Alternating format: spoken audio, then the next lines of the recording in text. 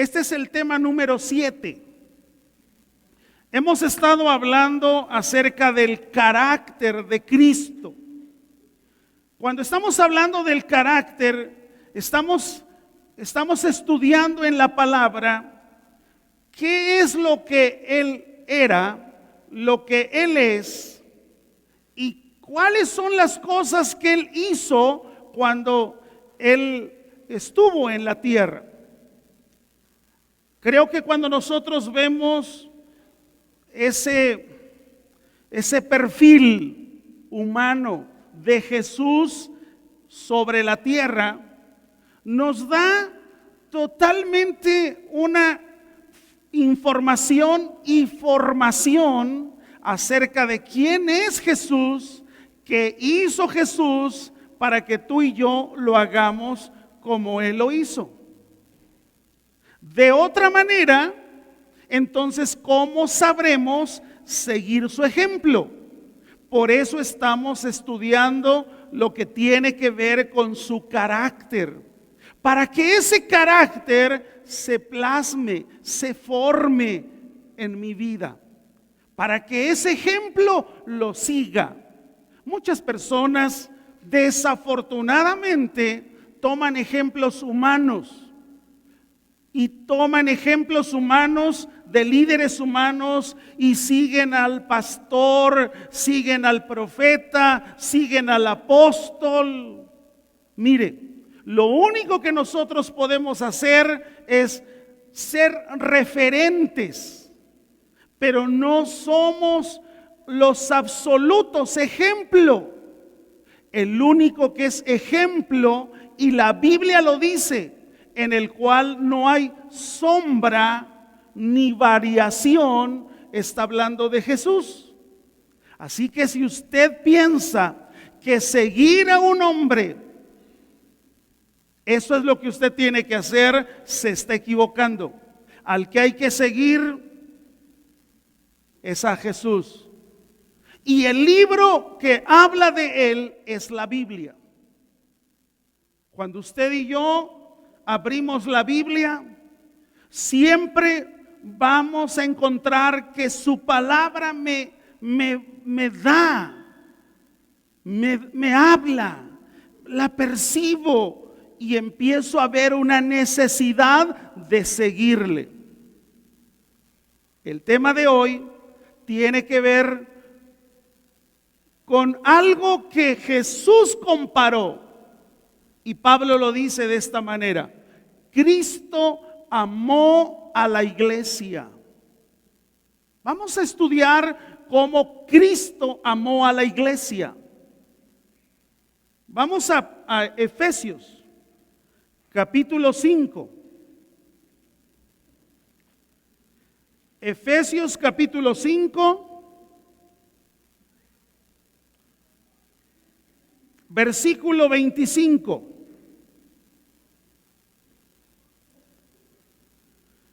Vamos a aprender mucho de esto porque nos habla en una forma figurada, aplicativa, de cómo Cristo amó a la iglesia. Dice el versículo 25: maridos, amad a vuestras mujeres, así como Cristo amó a la iglesia y se entregó a sí mismo por ella. Versículo siguiente: para santificarla, habiéndola purificado en el lavamiento del agua por la palabra, a fin de presentársela a sí mismo una iglesia gloriosa, que no tuviese mancha, ni arruga, ni cosa semejante, sino que fuese santa y sin mancha. Así también los maridos deben amar a sus mujeres como a sus mismos cuerpos. El que ama a su mujer, a sí mismo se ama. Porque nadie aborreció jamás a su propia carne, sino que la sustenta y la cuida, como también Cristo a la iglesia. Porque somos miembros de un cuerpo y de su carne y de sus huesos. En 2 ocasiones, él hace referencia de cómo Cristo amó a la iglesia. Y dice la Biblia que la amó de tal manera que se entregó. Él la amó tanto, dice ahí también, que la cuida, la sustenta. Su iglesia. ¿Y quién es su iglesia? Los nacidos de nuevo. Todos en general aquí somos una congregación. Nos congregamos de diferentes colonias, de diferentes familias, con diferentes motivaciones de nuestros corazones. Pero dentro de esta congregación, Él tiene su iglesia. ¿Quién es su iglesia? Los nacidos de nuevo. Pastor, no todos son nacidos de nuevo, no. Algunos vienen porque les gusta. Algunos vienen porque pues lo sienten como algo religioso, como algo parte de su propia vida, y que si no vienen como que algo les falta. Es necesario ver lo que la Biblia dice acerca de su iglesia. Ahora, aquí hay algo que debemos aprender desde ahora. La Biblia dice que Cristo amó a su iglesia. Ahora, cuando la Biblia habla de amor, no está hablando del amor eros que decían los griegos. El amor eros, que es ese amor apasionado entre un hombre y una mujer.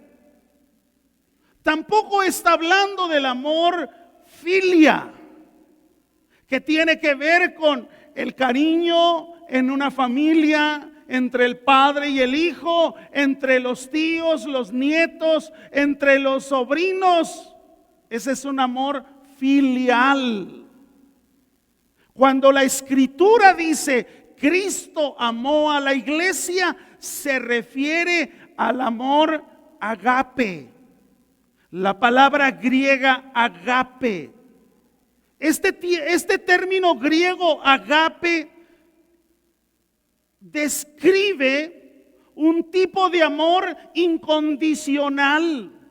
Describe un tipo de amor reflexivo. El amor agape es el amor de Dios. Es un amor amante que tiene para el ser amado. Se da por él. Ahora, aquí hay algo que debemos aprender. Porque muchas veces nosotros pensamos que si Él me ama, entonces es su obligación y es su responsabilidad porque Él me ama. Escúcheme, Él ama con ese amor agape desde el momento en que aún ni siquiera el mundo estaba fundado. Dice la Biblia que Él amó desde antes de la fundación del mundo. Y algo más, no es que nosotros le hayamos amado primero, sino dice la Biblia que Él nos amó primero. Y si Él me amó primero, yo no le amaba. Yo huía. Yo era guiado por mis placeres, por mi vida carnal, por mi vida vana, por mi vida mundana. Sin embargo, el amor agape iba atrás. Él es el que nos encontró. Estábamos muertos en nuestros delitos y pecados, pero Él nos encontró. Fuimos aceptos en el amado.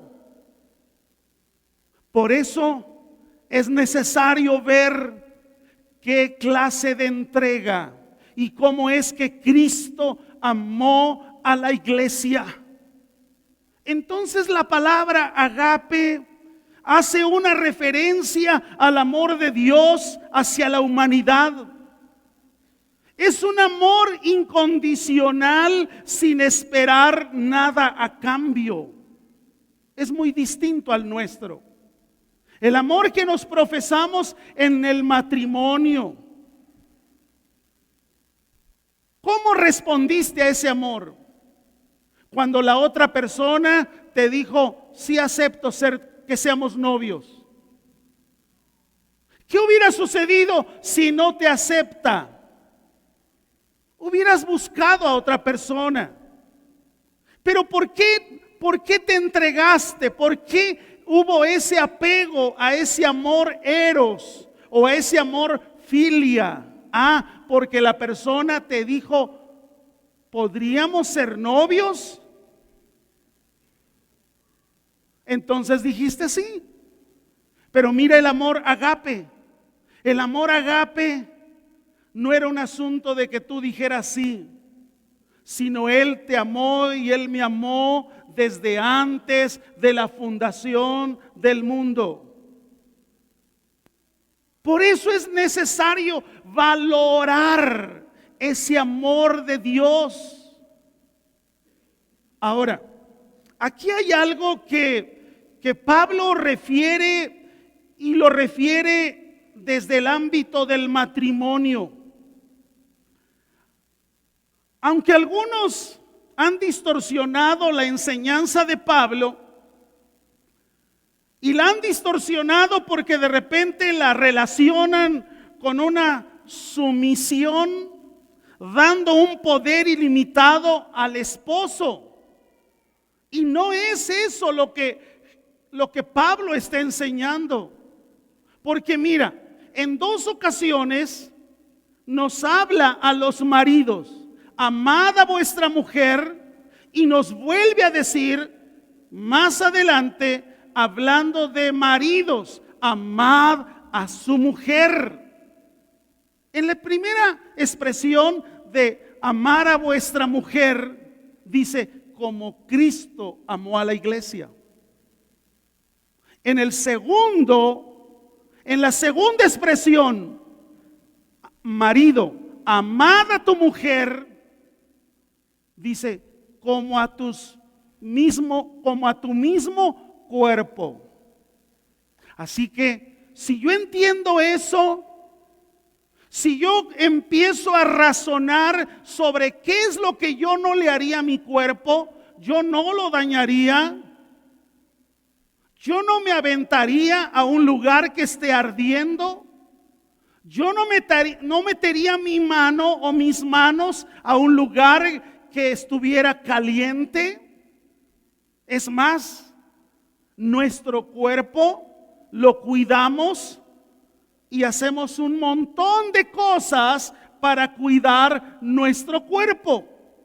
Ahora, aquí en la escritura dice, hablando de la mujer, que ellas, dice ahí la escritura, presentarla a sí mismo una iglesia gloriosa.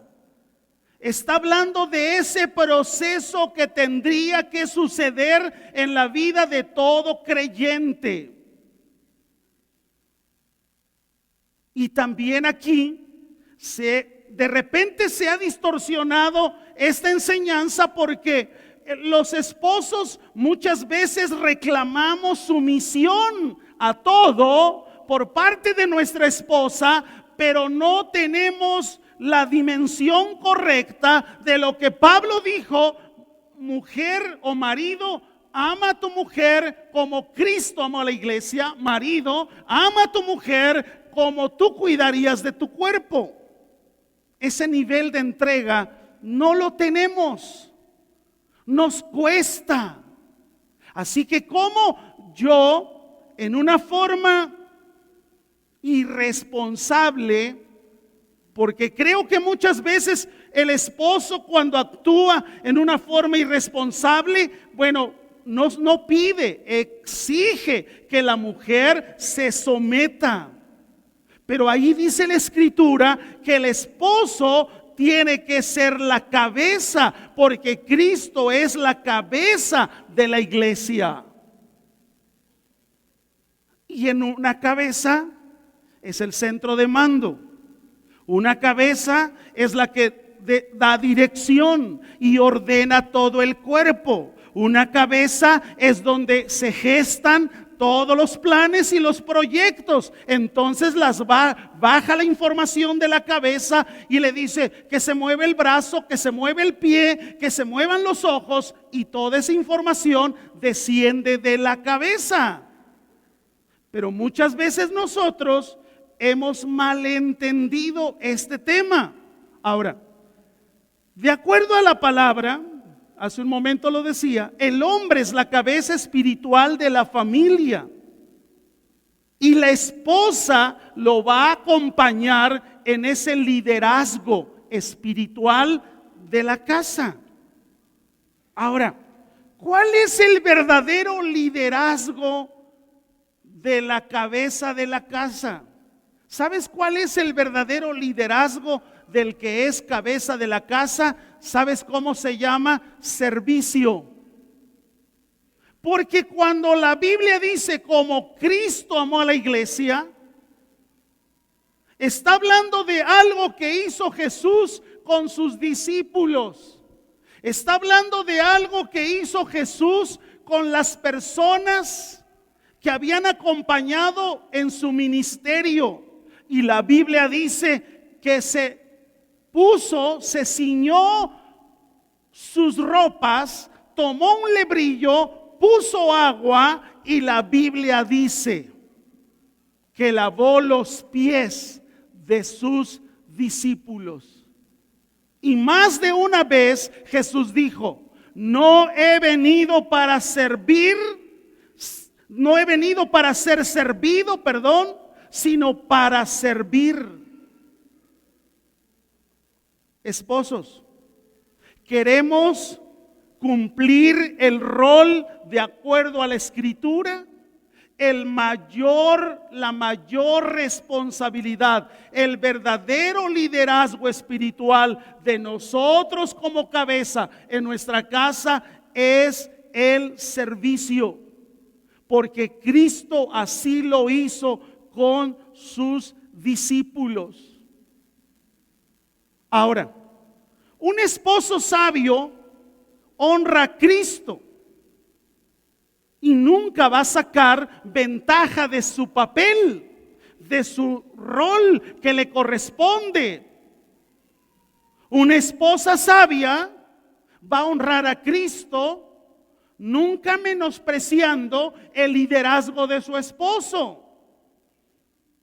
Porque si la Biblia dice que tu mujer eres la corona de tu marido, entonces cuando tú hablas contra él, de él, tú misma estás quebrando la corona, porque tú eres la corona. ¿Y qué es una corona? La corona sirve para distinguir, la corona sirve para dar autoridad. ¿Y cuántas veces esa autoridad es pisoteada por la esposa ante los hijos? Y de repente los hijos nunca ven a papá como su autoridad. Pero es algo que no se ha hecho en una forma ordenada dentro de la familia. Porque si estamos aprendiendo que el carácter de Cristo tiene que ver que amó a su iglesia, y en lo que hemos leído es que así como Cristo amó a la iglesia, el esposo tiene que amar a su esposa. Así como Cristo amó a la iglesia, maridos, cuiden a su mujer como a sus propios cuerpos. ¿De qué habla esto? De un equilibrio de responsabilidad para vivir desde el seno familiar en un orden bíblico. El verdadero liderazgo tiene que ver con entregarnos. Esto al final, cuando cada uno hace su rol de acuerdo a la Escritura, va a evitar que haya desunión, va a evitar que haya fricción en el matrimonio. Estos versículos que acabamos de leer nos muestra la visión tan elevada del matrimonio. Pablo no está diciendo que el matrimonio solamente es para una recreación sexual, para un deseo sexual o para una procreación de hijos o hijas. No, Pablo está diciendo, así como Cristo amó a la iglesia, así debe funcionar el matrimonio. Así como Cristo se entregó, así debe de entregarse el matrimonio. Está hablando de eso. Está dándole un honor a lo que tenemos nosotros que vivir como verdaderos creyentes. Porque no le damos este valor porque muchas veces no lo conocemos. Y de acuerdo a la Biblia, encontramos que Cristo se entregó y siempre fue una entrega de sacrificio. Su entrega fue parcial, nunca fue parcial, fue una entrega total. ¿Cuántas veces nuestra entrega es parcial? Y la Escritura nunca habla de una entrega religiosa. Entonces, cuando leemos la Escritura en Efesios 5, Pablo nos está reiterando a nosotros como esposos que amemos a la esposa y estemos dispuestos a hacer que las cosas funcionen en el orden establecido por Dios. Que es mi responsabilidad cuidar a mi esposa. Dígame usted qué mujer no se sujeta, no se somete cuando se siente cuidada, amada, cuando se siente protegida bajo un abrigo familiar. Cualquier mujer fue exactamente edificada, construida, hecha desde el principio para ese fin. Entonces, cuando no encontramos eso, es que seguramente algo no estamos haciendo como esposos. Cuando una mujer se siente amada, nunca se va a resistir a ese rol del hombre. ¿Por qué? Porque se siente que todo está en el orden. Por eso el versículo 25 recalca y dice así: maridos, amad a vuestra mujer, así como Cristo amó a la iglesia. Fíjese la medida de la obediencia, fíjese la medida del amor. Yo tengo que entender que el trato para con la iglesia es el trato para con la esposa. Es necesario que como iglesia nosotros obedezcamos a Cristo. Porque la Escritura dice: Cristo amó a la iglesia. Él la amó tanto que dice la Biblia que fue necesario que entregara su vida por la iglesia. Usted y yo entonces, al ver el ejemplo de Jesús, tenemos que seguirlo. Seguir de acuerdo a lo que la Escritura nos enseña. Hay una escritura que Pablo escribe a los Corintios. Segunda Corintios 5:14.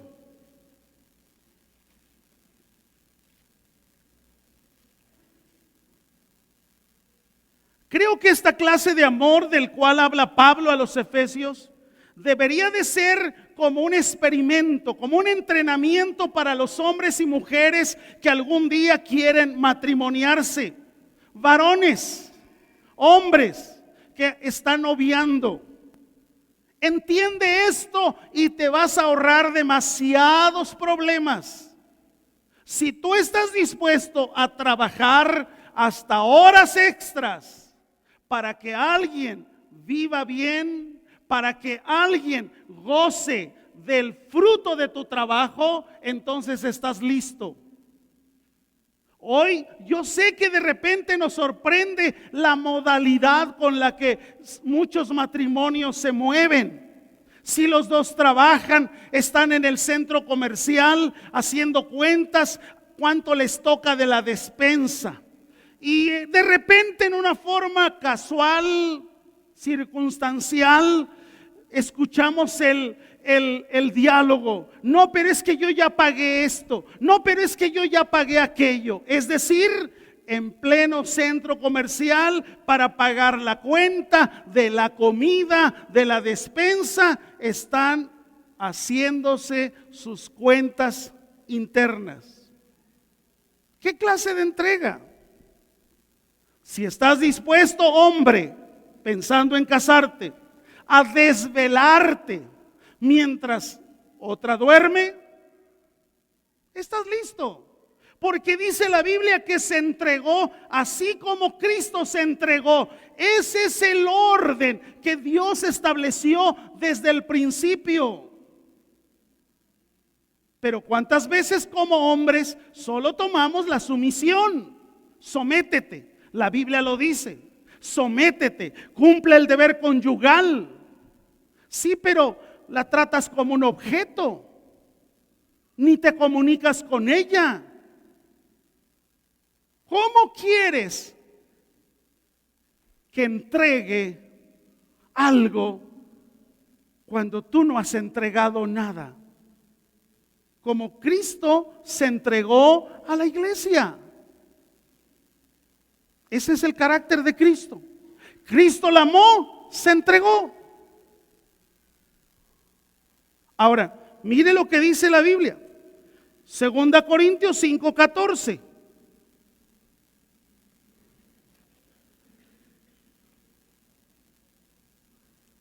Porque el amor de Cristo nos constriñe.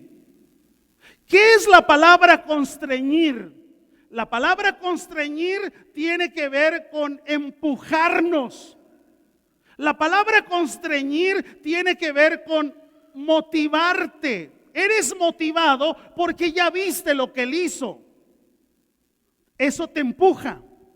Eso hay algo que te dice, no puedes hacer menos. Avanza. Él lo dio todo, se entregó, sufre persecuciones, no importa, avanza. Pablo lo dice, porque el amor de Cristo me empuja. ¿Por qué me empuja? Porque pensando esto, fíjate lo que te empuja, fíjate lo que te constriñe. Pensando esto, que si uno murió por todos, luego todos murieron. El amor de Cristo nos constriñe.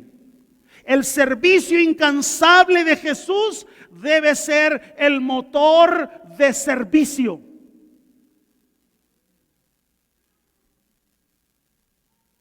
Pablo les decía, cuando hablaba de constreñir, es la causa de una acción. La palabra constreñir tiene que ver con una obediencia sacrificial que me empuja a hacerlo. No necesito que me dé pruebas de su amor. Él me lo demostró sin que yo le amara. Él me amó con un amor incondicional, amor agape, Y como consecuencia de lo que yo veo en su palabra, mi entrega es incondicional. Por eso Pablo les decía, el amor de Cristo te va a constreñir. Colosenses 2, versículo 10.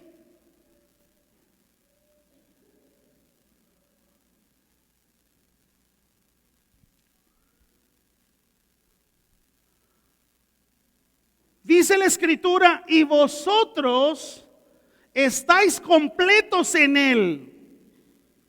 ¿Por qué estoy completo en Él? Porque Él es la cabeza de todo principado y potestad. ¿Sabes? Cuando usted y yo vamos buscando novedades religiosas, experiencias nuevas de vida cristiana, según estamos diciendo, no estoy completo, siento que algo me falta.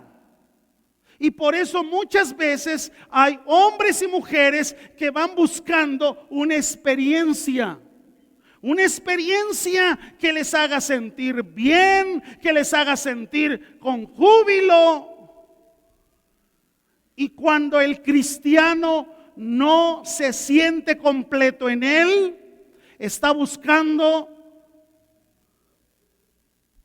haga lo que haga, se endeude con quien se endeude, a pesar de que ya tiene algo, no está conforme con lo que tiene. Y entonces está buscando lo nuevo, lo último, lo reciente.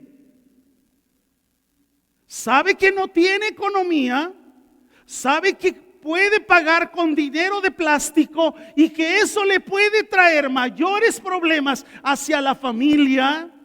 Porque no tendrá para renta, no tendrá para pagar la casa, no tendrá para algunas cosas de los hijos, de las hijas en la educación. Pero sabe, como no está completo, está buscando quien complete lo que él dice, no estoy saciado. Pero Pablo les dice a los colosenses, ustedes estáis completos en Él. Cuando no estamos completos en su palabra, estamos buscando el horóscopo. Cuando no estamos completos en su palabra, estamos buscando el consejo de alguien. Y preferimos oír el consejo de alguien que hacer caso a lo que la palabra dice. ¿Por qué? Porque no estamos completos. El no estar completo te lleva a que busques lo que muchas veces hasta has perdido, libertad financiera. Claro, si dentro de tu presupuesto, dentro de las cosas que tú tienes sabiamente que decidir, está el comprar, el adquirir, el tener, sí, pero que tu desapego a eso no tenga que ver con algo que tú dices, es que no estoy completo. Hay personas que se pasan la vida buscando quien les haga feliz. ¿Por qué? Porque Cristo no te ha hecho feliz. Entonces se la pasan buscando. Ese es un error. Si tú ya eres feliz en Cristo, con esa misma felicidad que eres, vas a ser feliz a otro. Porque si estás buscando quien te haga feliz y te encuentras a otro que está buscando lo mismo, van a ser dos infelices. Pablo decía, estáis completos. Y lo referenció en Efesios 1:3. Mire cómo dice ahí. Bendito sea el Dios y Padre, Efesios 1:3, de nuestro Señor Jesucristo, que nos bendijo con toda bendición espiritual. Algunos hemos malentendido las bendiciones y pensamos que las bendiciones es solo si tienes, solo si posees, entonces eres un bendecido. Eso no dice la Biblia. Si tú lees lo que dice ahí, bendito sea el Dios y Padre de nuestro Señor Jesucristo, que nos bendijo con toda bendición espiritual en los lugares celestiales en Cristo. Las bendiciones celestiales tienen que ver con una vida de acuerdo al carácter de Jesús. Él es amor, gozo, paz, paciencia. Todo eso no teníamos. Todo eso nos hacía falta, pero cuando estamos completos en Cristo, entonces no estamos buscando la añadidura, sino todos los días nos deleitamos en buscar primeramente el reino de Dios y su justicia, y lo demás viene como consecuencia de entender que me bendijo con toda bendición espiritual. No dice material.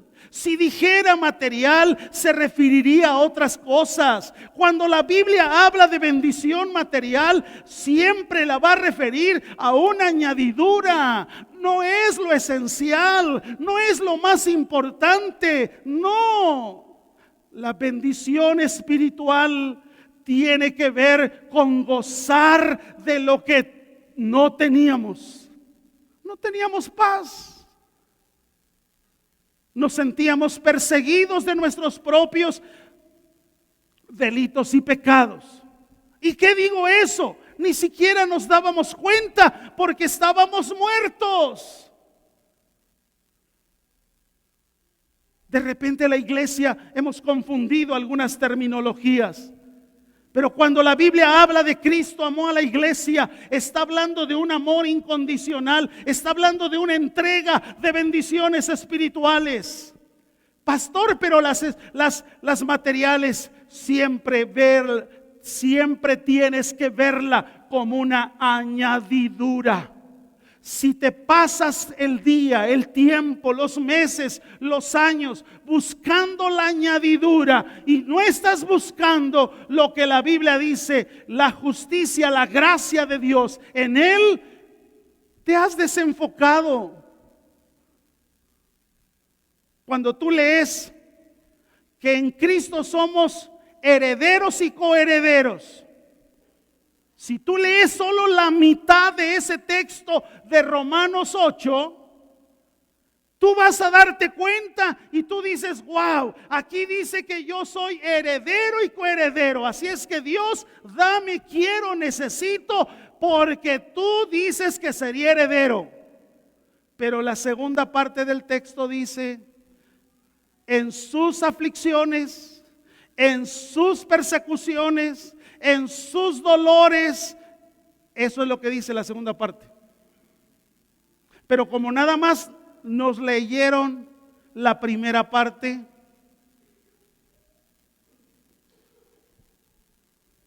la entrega de Él es tan real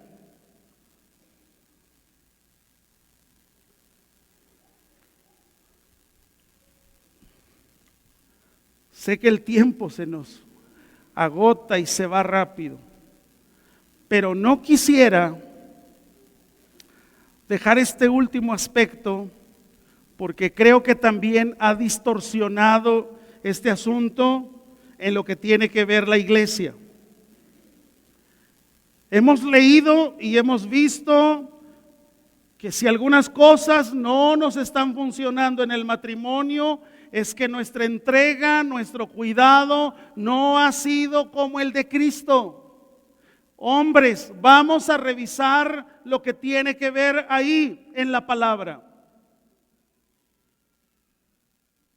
Algunas personas han alegado y dicho: Pablo nunca se casó. ¿Cómo era posible que él diera estos consejos? ¿Acaso se te olvida que toda la escritura es inspirada por Dios? ¿O no? ¿O no? Amén. Dele un buen aplauso a él.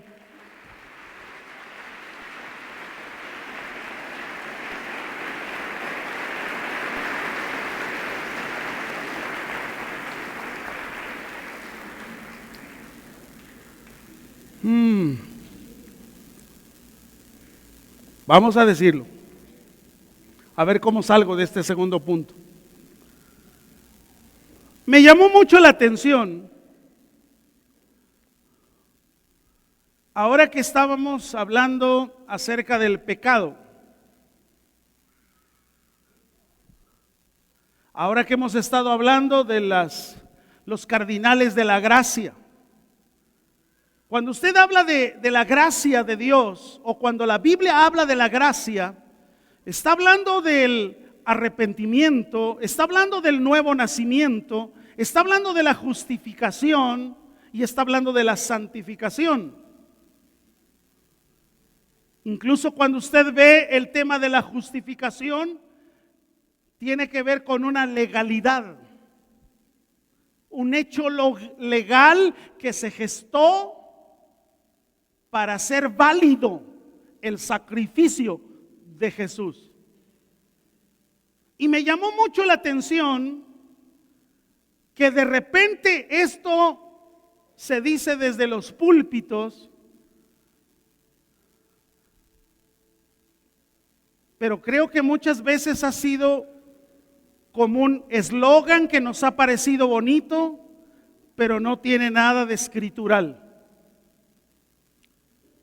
Algunos cristianos, incluso en esos mismos tópicos de eslogan y de cosas que de repente se nos pegan por ahí, algunos hasta decimos: pues como Dios dice, ayúdate que yo te ayudaré. Eso no dice la Biblia, nunca Dios lo dijo. Pero mire, una frase similar, o muchas veces decimos: no, Dios no está enojado con usted, Dios le ama. Y voy al eslogan del cual quiero hablar.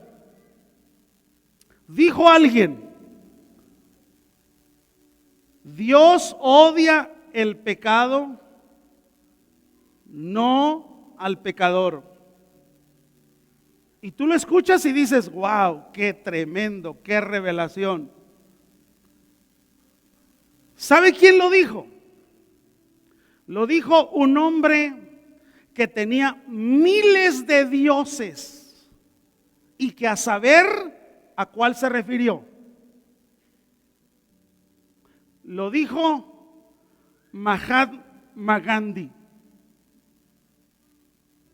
Él lo dijo. Mahatma Gandhi. Él dijo: Dios odia el pecado, no al pecador. ¿Verdad o mentira? Mentira. Permítame, quiero irle llevando en la escritura.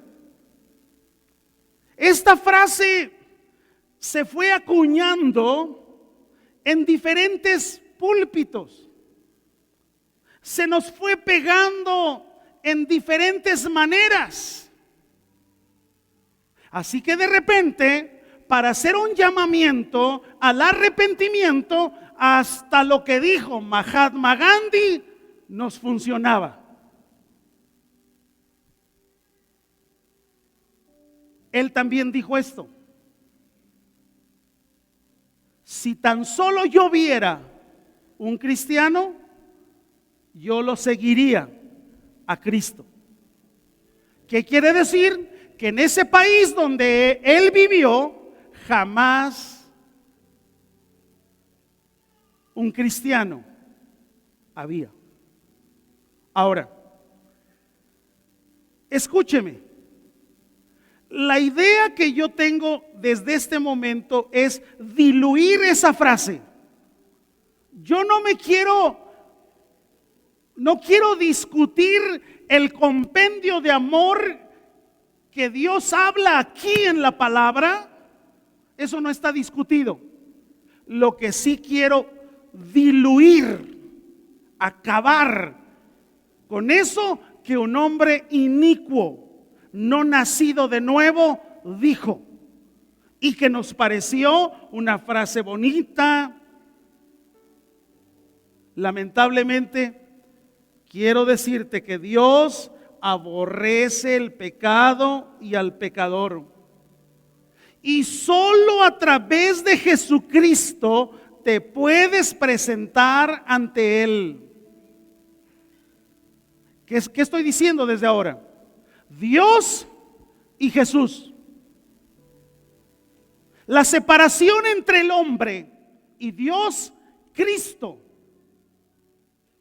El puente, la propiciación para ese proceso del nuevo nacimiento. Quiero llevarle a un examen, de acuerdo a la Escritura, de lo que Dios piensa del pecado y del pecador.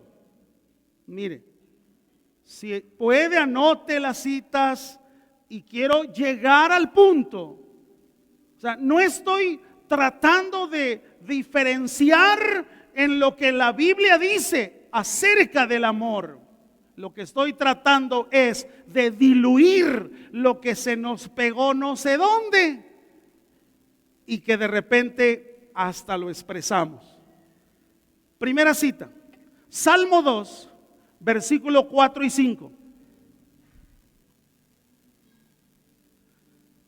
Voy un poco rápido. Dice, el que mora en los cielos se reirá. El Señor se burlará de ellos. Luego hablará a ellos en su furor y los turbará con su ira. Segunda cita, Salmo 5, versículos 5 y 6. Dice así: los insensatos no estarán delante de tus ojos. Aborreces a todos los que hacen iniquidad. Destruirás a los que hablan mentira. Al hombre sanguinario y engañador abominará Jehová. Salmo 7, versículo 11. Dios es juez justo y Dios está airado contra el impío. ¿Cuándo? ¿Cuándo? Salmo 11:5.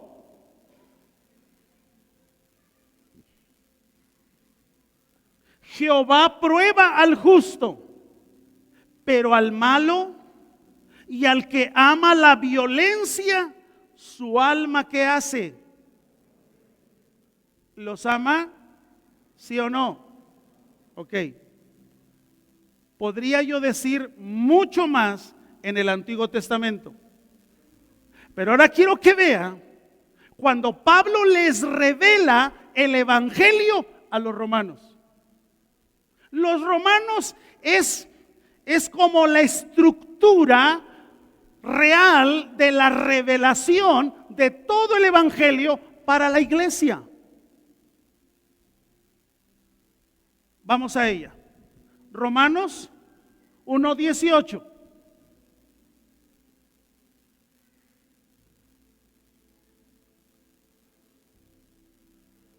Pero la ira de Dios se revela desde el cielo contra toda impiedad e injusticia de los hombres que detienen con injusticia la verdad.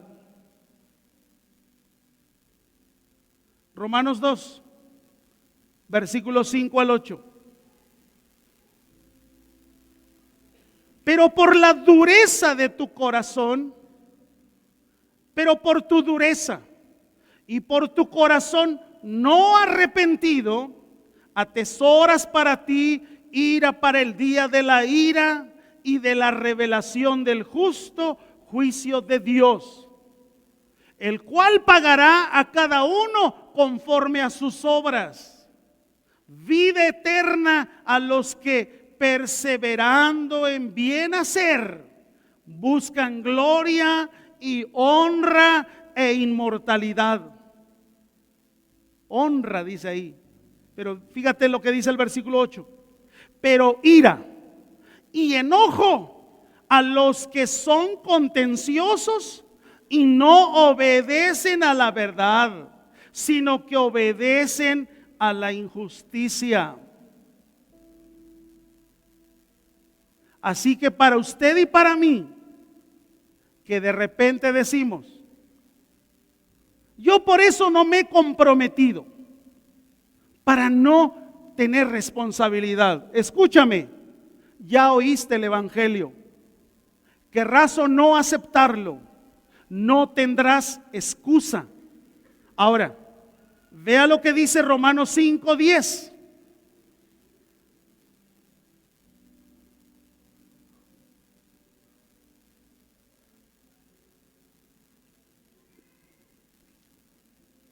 Porque si siendo enemigos fuimos reconciliados con Dios por la muerte de su Hijo, mucho más estando reconciliados seremos salvos por su vida. Efesios 2:3, la última cita.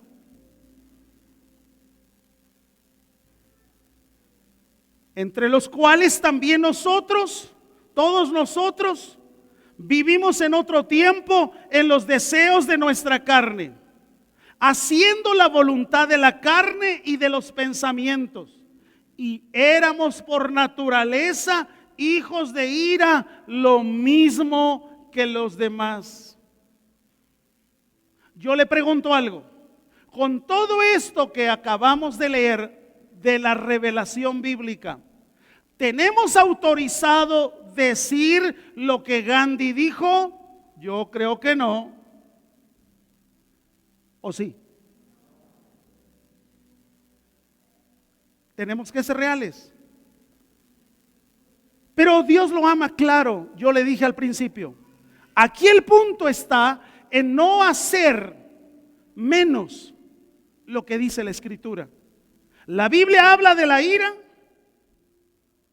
la Biblia habla del amor, la Biblia habla de la justificación, pero la Biblia también habla de justicia.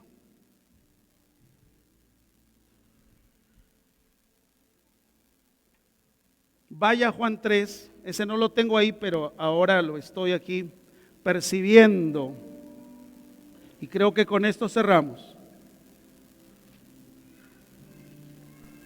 Así que cuando nosotros hablamos de la entrega, como Cristo se entregó, necesariamente hay que imitarlo, imitar su entrega, una entrega sacrificial. Nunca fue una entrega parcial. ¿Están todos en Juan 3? Ok. Ahí encontramos el diálogo, y ya hemos hablado de esto, de Jesús y Nicodemo. Lo primero que Jesús confronta a Nicodemo es con la necesidad de nacer de nuevo. Nicodemo no lo entiende, Jesús se lo explica. En el mismo capítulo 3 está el versículo 16.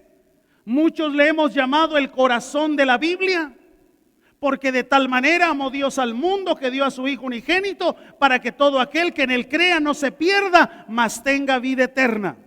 Hasta aquí todo va bien. Pero ¿qué pasa cuando al hombre simplemente se le pega la gana no seguir a Jesús? ¿O qué digo seguir? Hacer lo que Jesús dijo. Porque muchas veces como cristianos nuestra entrega no ha sido así, como lo hemos visto el día de hoy. Fíjese cómo termina de donde sale el corazón de la Biblia. Juan 3, 36. Quiero que lo lea. ¿Lo tiene? Todos unidos, ¿cómo dice? El que cree en el Hijo tiene vida eterna, pero el que rehúsa creer en el Hijo no verá la vida, sino que ¿qué? La ira de Dios está ¿qué? ¿Dónde quieres vivir?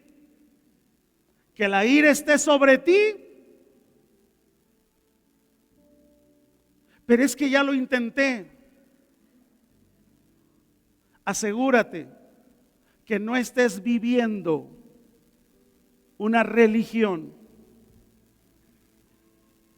Asegúrate que la entrega sea del mismo nivel o imitando el ejemplo de Jesús. Por eso al principio decía de las personas que hoy se bautizan, sé que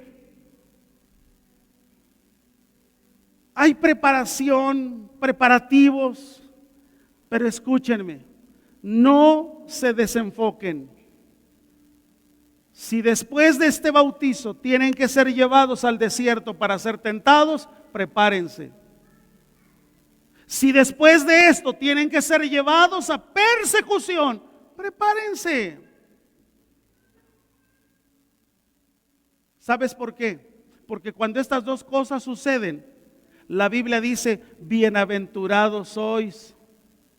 Así que aquel que dice, ay, qué bueno que a mí nada de eso he vivido. Claro, pues andas de la mano con el otro. Aquel que sigue en serio, ese no está pensando. ¿O no?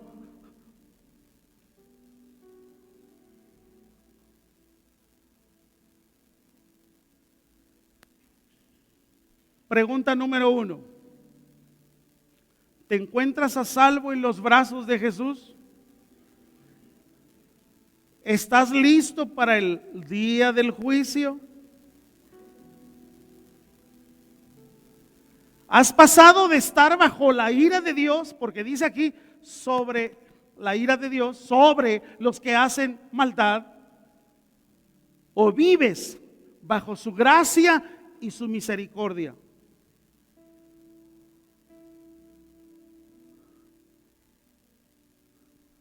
Si la respuesta en alguna de ellas ha sido que no has seguido, has oído de Dios, has oído algo del Evangelio, ¿te parece bien? ¿Te gustan las canciones? Pero sabes, cuando tú revisas la Biblia, si fuera cierto lo que Gandhi dijo, entonces en el infierno se irían los pecados, no los pecadores. ¿Por qué se van los pecadores? Porque son los que ejecutan el pecado. Jesús no murió por los pecados, murió ¿por quién? Por los pecadores.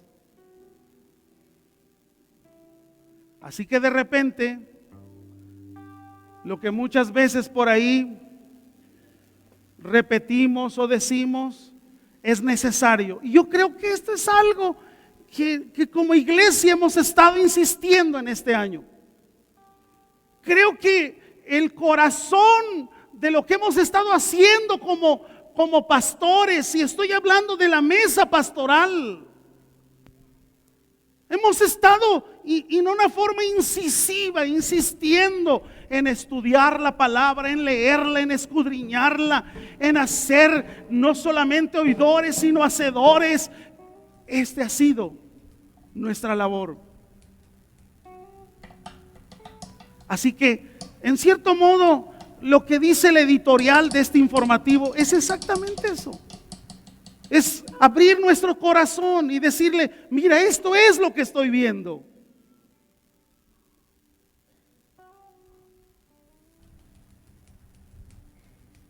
Inclinen su rostro y oremos.